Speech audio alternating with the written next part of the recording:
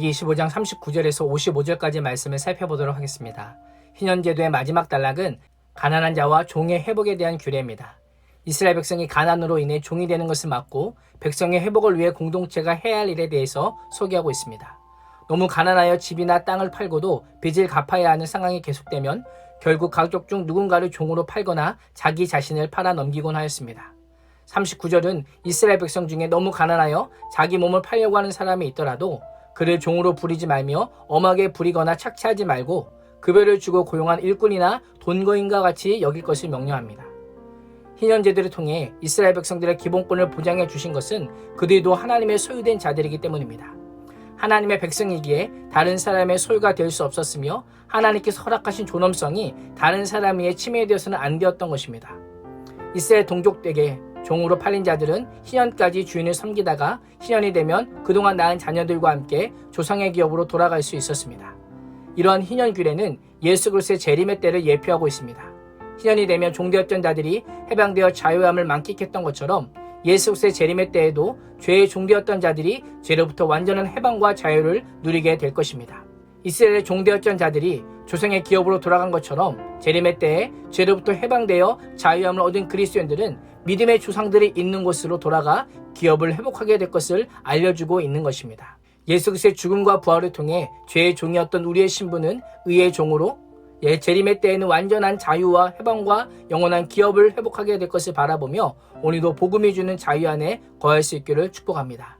44절에서 46절에 보면 이스라엘 민족끼리는 서로 종으로 부르지 못하게 하시면서도 이방인은 종으로 살 수 있고 후손에게 기업으로 주어 소유가 되게 할 수도 있었습니다. 종이 된 이방인들은 희년이 되어도 희년의 기쁨을 누릴 수 없게 하셔서 이방인은 한 번 종이 되면 평생 종으로 밖에 살 수 없었습니다. 이스라엘과 이방인의 차이가 분명합니다. 왜 이렇게 명령하실까요? 종이 된 이방인이 평생 종노릇하게 됨을 통해 복음과 전혀 상관없이 살아가는 자는 영원히 죄의 종노릇하게 됨을 상징적으로 보여주고 있는 것입니다.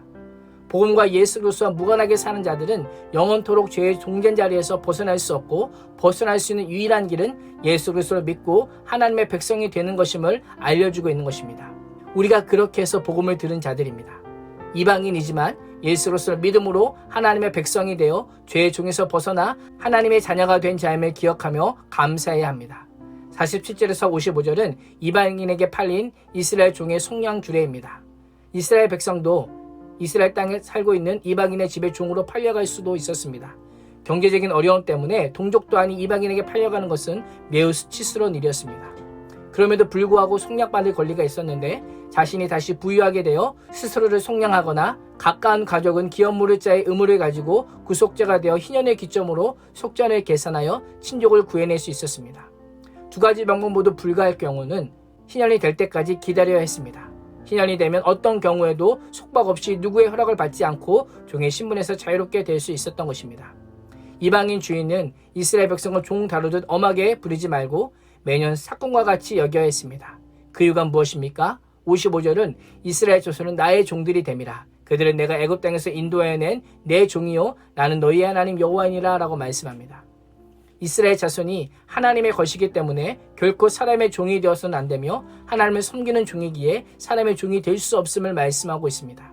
하나님께서 이스라엘을 출애굽시키신 목적이 무엇입니까? 이스라엘 백성으로 하여금 하나님을 섬기도록 하기 위함입니다. 하나님을 예배하는 자로 살게 하기 위함입니다.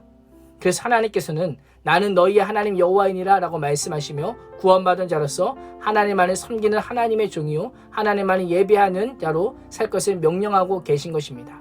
레위기 25장의 희년규례는 이스라엘 백성들의 정체성을 강조함과 동시에 어떻게 그 정체성을 세상에 나타나야 하는지를 잘 알려줍니다.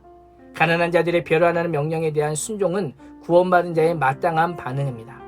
오늘도 구원받은 자로서 이웃을 엄하게 부리지 말고 이웃사랑의 책임을 성실하게 감당하며 삶의 예배로 하나님께 영광 돌리는 복된 인생이 되시기를 주님의 이름으로 축원합니다. 기도하겠습니다. 하나님, 오늘도 생계와 생존의 어려움을 겪으며 빚으로 인해 고통스러워하는 많은 사람들이 있습니다.